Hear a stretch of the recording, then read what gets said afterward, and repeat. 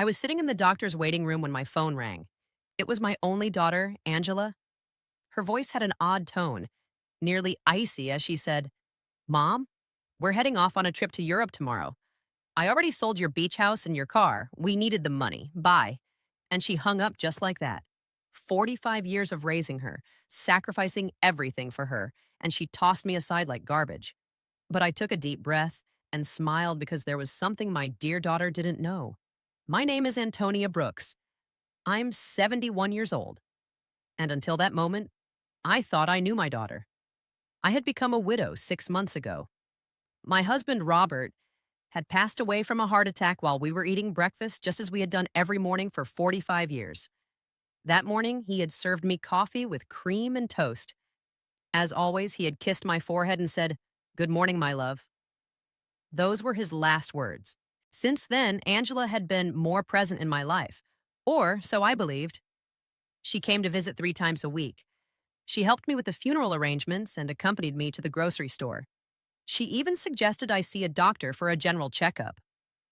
"Mom, you need to take better care of yourself now that you're alone," she'd say, with that smile I thought was love. But now I understood it was all for convenience. The beach house had been our sanctuary for years. Robert and I bought it when Angela was 15 with a lot of hard work and sacrifice. Every summer, we'd go there building memories, celebrating birthdays and Christmases. Angela would bring her boyfriends and later her husband, Edward. I would cook for everyone, clean and do the laundry.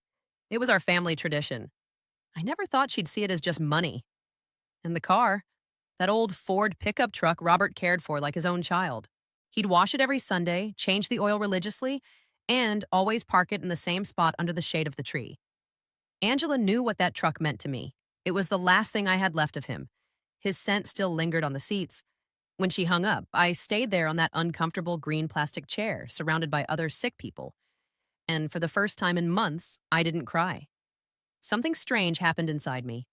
A calm I hadn't felt since Robert's death. Because in that moment, I remembered something I had completely forgotten. 3 days before he died, Robert had handed me a manila envelope. "Antonia, put this in the drawer of your dresser. If something happens to me, open it after a while, but only when you feel ready." I had put it away without much thought. After the funeral, with so much grief and so many arrangements, I simply forgot. But there it was, waiting for me at home. The nurse called me to go into the office. The doctor examined me and said I was in good health for my age, that I just needed to rest more and eat better. I nodded and smiled, but my mind was elsewhere. I was thinking about that envelope, about the coldness in Angela's voice, and how Edward was probably behind all of it. He had never liked me. He always saw me as a nuisance. I left the office and walked slowly to the bus stop. I no longer had a car, according to Angela. But as I waited, I couldn't help but smile. There was something poetic about all of this. My daughter thought she had left me with nothing.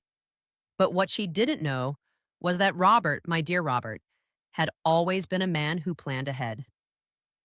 The bus arrived, and I sat by the window. I watched the city go by, the houses, the stores, people rushing everywhere, all with their own tragedies, their own secrets. I had my own too, and I was about to discover them. When I got home, I went straight to my room. I opened the dresser drawer, and there was the manila envelope exactly where I had left it. My hands trembled slightly as I picked it up. I could feel there were several documents inside. Robert had written my name on the front in his neat handwriting.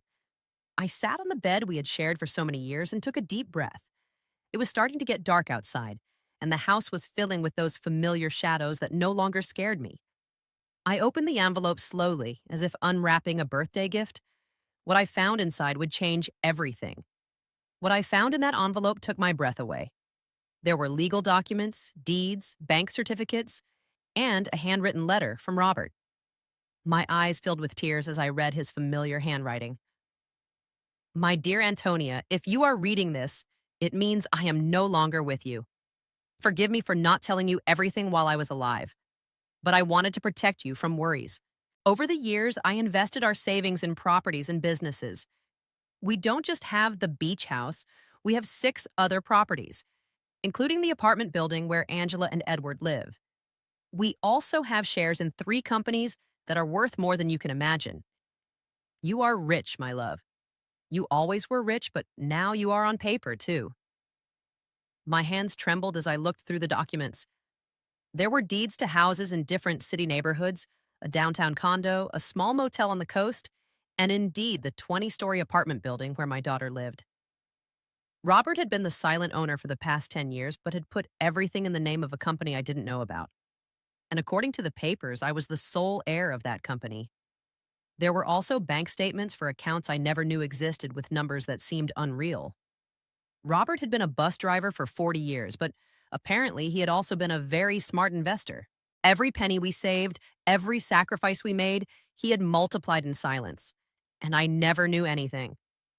In the letter, Robert explained that he had kept it all a secret because he didn't want me to worry about money or for Angela to know about our real financial situation. You know our daughter, Antonia. If she knew we had so much money, her attitude would change. I want her to love us for who we are, not what we have. What irony. Our daughter had left us thinking we had nothing when in reality we had everything. That night, I couldn't sleep. I walked around the house, touching the old furniture and the knickknacks Angela had always criticized for being outdated. I looked at the family photos on the wall, especially the one where she was 5 years old, sitting on Robert's lap and laughing. Where did that sweet little girl go? When did she become so cold, so calculating?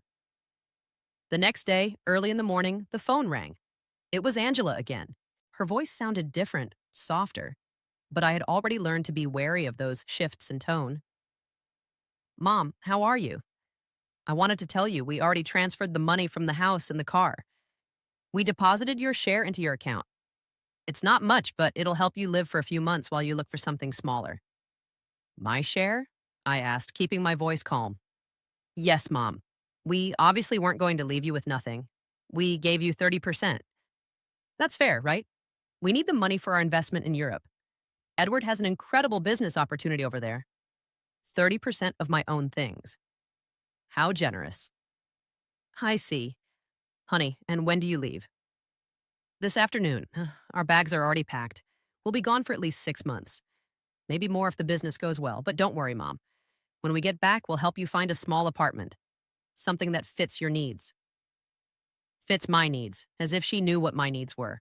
Okay, Angela, have a safe trip. Oh, Mom, I knew you'd understand. You've always been so compassionate.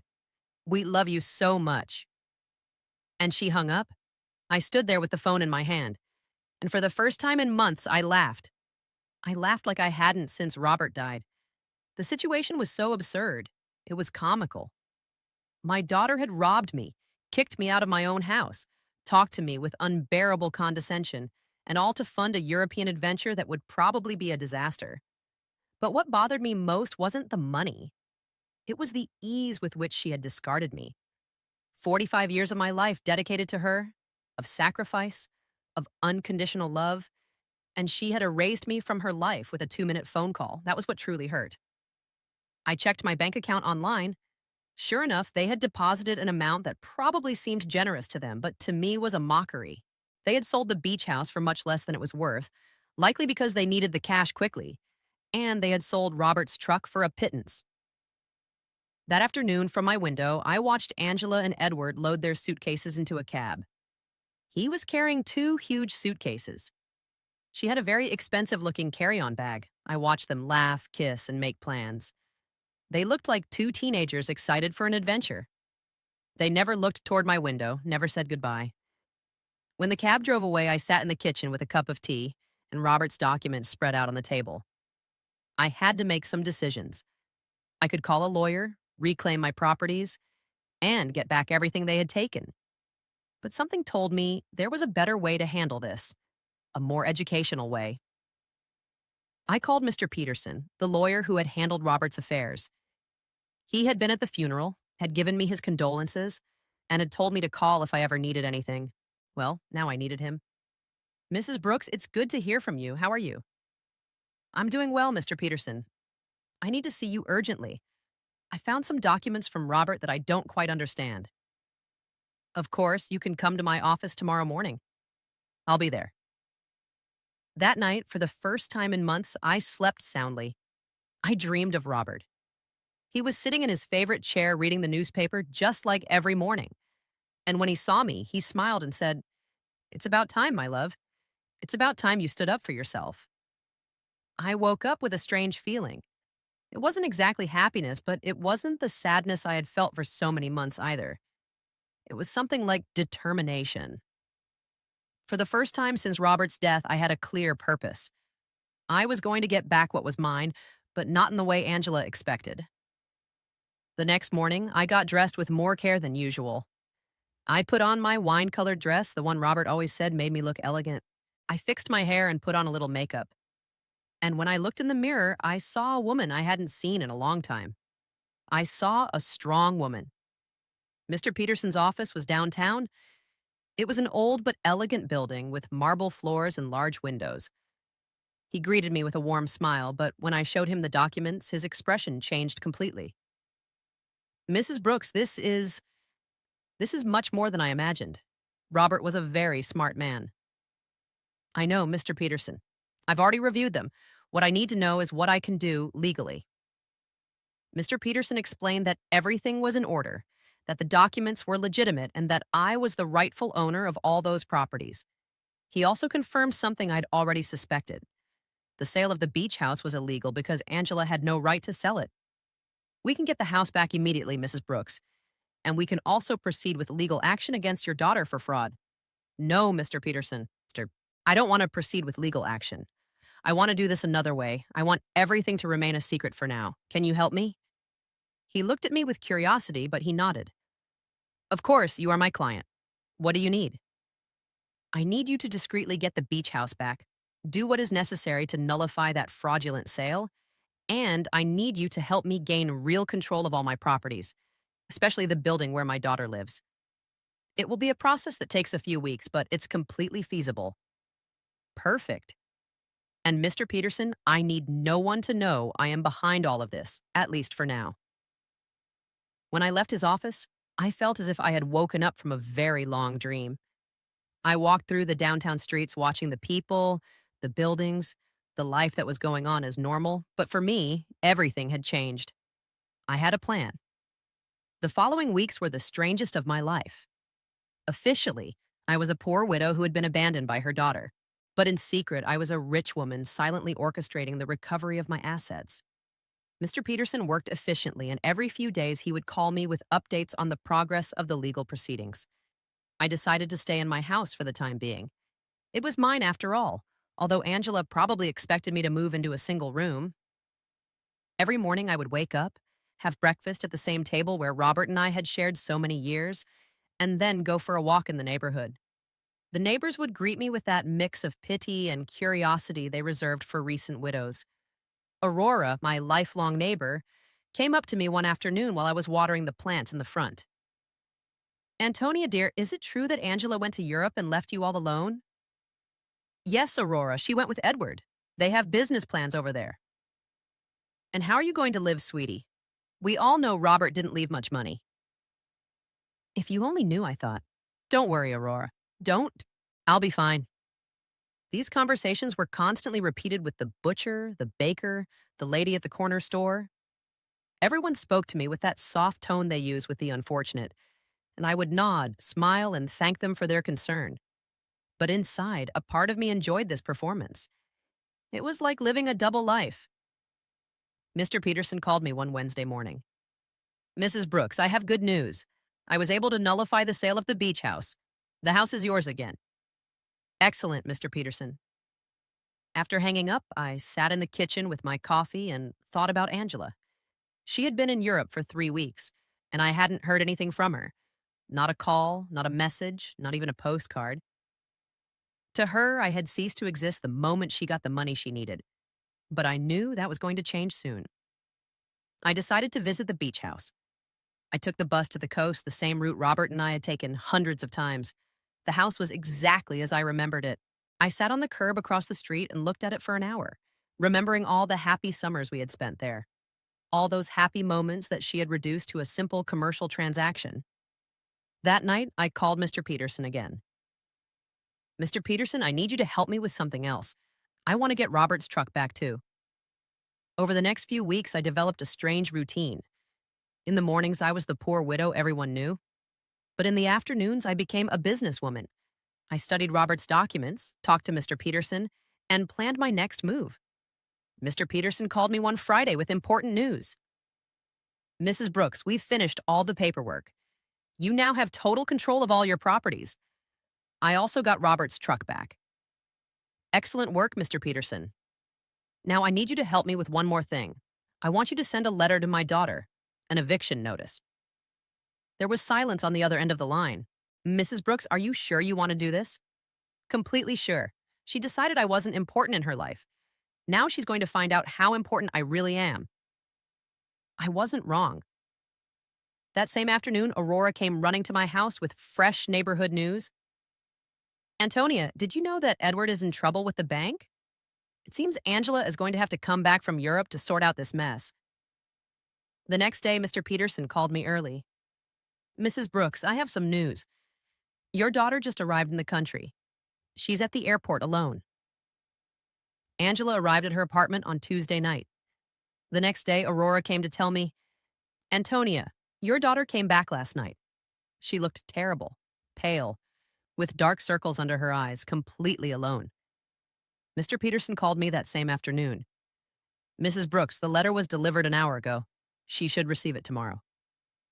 That night, I couldn't sleep. I stayed awake imagining Angela's face when she read the letter. The next day, as if she had been waiting for my call, the phone rang at 8 in the morning. It was Angela, and her voice sounded desperate. Mom, I need to talk to you urgently. I received a very strange letter yesterday. It says I have to vacate my apartment in 30 days. It must be a mistake, right? Do you know anything about this? An eviction notice. How strange. From whom? From a company I've never heard of. It's called Robert Investments, Inc. Do you know this company? No, honey, I've never heard that name. Mom, I need you to help me. Edward left me in Europe. He ran off with another woman, and now I come back to this. Can I come see you? I need to talk to someone. I don't have anyone else. Of course, honey. Come over whenever you want. I'm on my way. When Angela arrived, she looked terrible. She had lost weight, had deep circles under her eyes, and her expensive clothes looked wrinkled. Mom, she said, and for a moment I thought she was going to hug me, but she stopped. Come in, honey. Do you want some coffee? We sat in the kitchen at the same table where I had read Robert's documents weeks ago. Mom, I'm so sorry for the way I left. I know I didn't treat you well. It's in the past, honey. No, it's not. I treated you badly. I said horrible things, and now I have no one.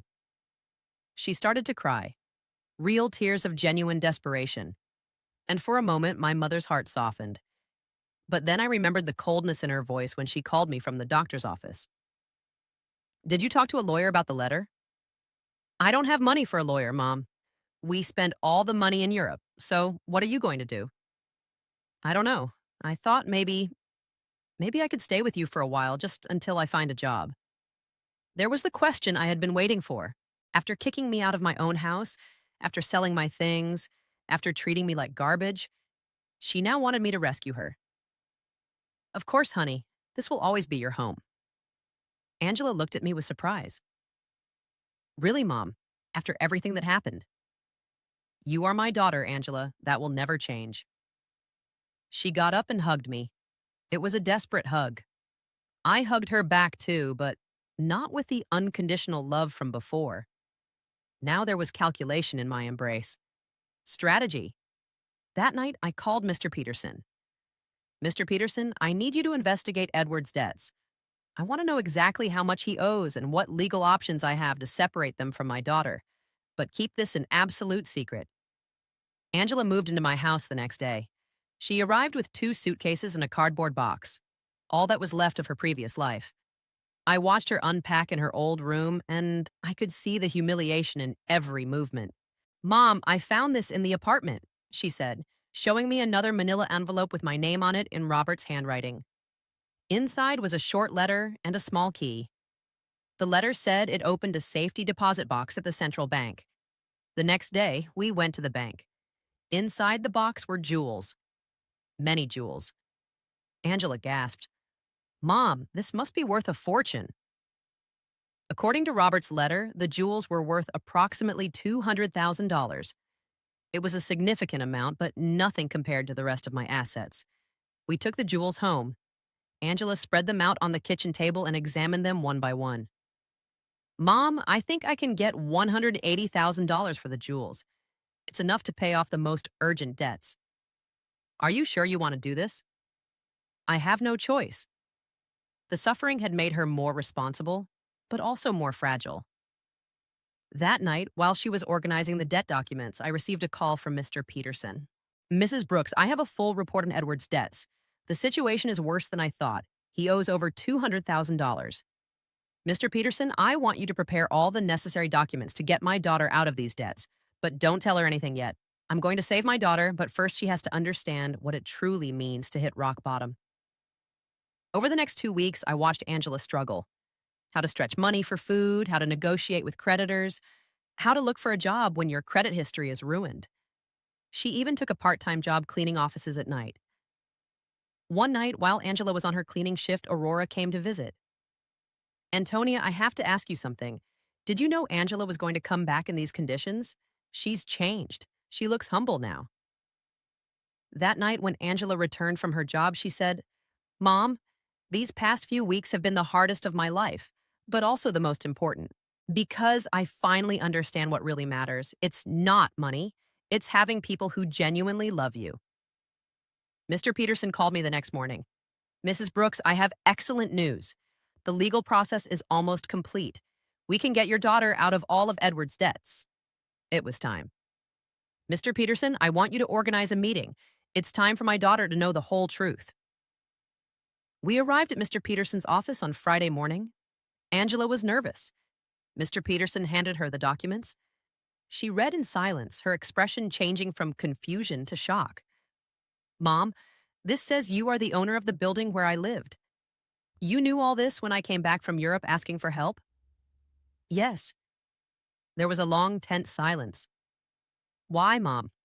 Why did you let me suffer when you could have helped me? Because you needed to learn something you couldn't learn any other way. You needed to learn the value of family, of respect, of responsibility. Angela started to cry. I abandoned you when you needed me most. I treated you like garbage, and you saved me anyway. Yes, but not in the way you expected. I didn't save you by giving you money so you could keep making the same mistakes. I saved you by letting you hit rock bottom so you could learn to save yourself. Mr. Peterson discreetly intervened.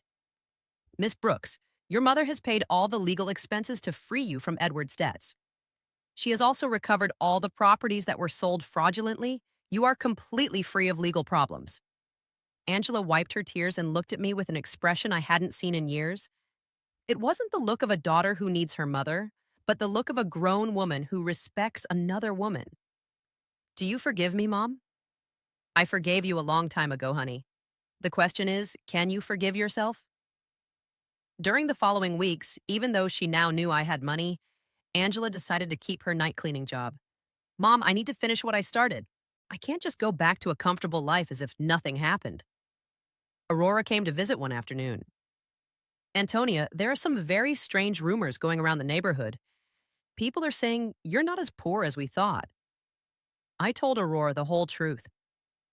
She listened in silence and finally said, That is brilliant and terrible at the same time, but I understand why you did it. That night, when Angela returned from work, she said, Mom, I want you to know that I've made a decision.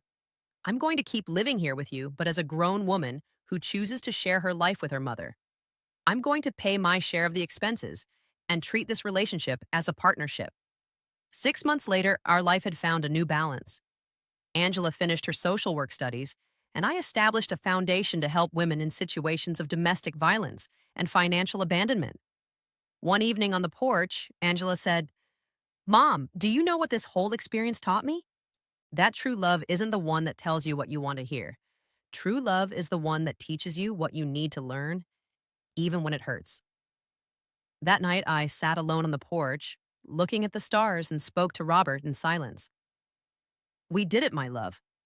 Our daughter finally understood what truly matters. And for the first time since his death, I felt completely at peace.